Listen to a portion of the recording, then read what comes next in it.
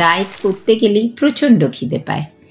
আজকে কিন্তু চট জলদি দুটো উপায় বলবো যেটার মাধ্যমে আপনি খিদে কন্ট্রোল করতে পারবেন।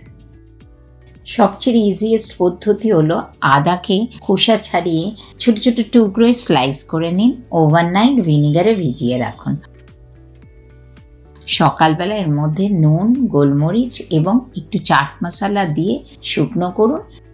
এই শুকনো আদাগুলো একটা ছোট্ট কন্টেনারের মধ্যে নিয়ে নেবেন, আর যখনই খিদে পাবে ওই কন্টেনার থেকে কয়েক টুকরো আদা চিবিয়ে খাবেন, দেখবেন অনেকক্ষণ ধরে আর খিদে পাবে না।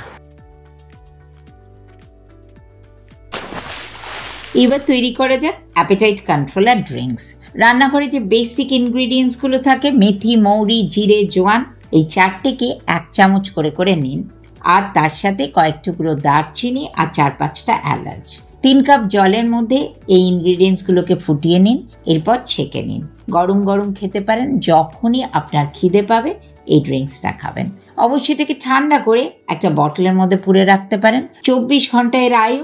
একটা দিনে যে কোনো সময় যখনই খিদে পাবে এই ড্রিঙ্কসটা নিয়ে খাবেন, দেখবেন খিদে উধাও।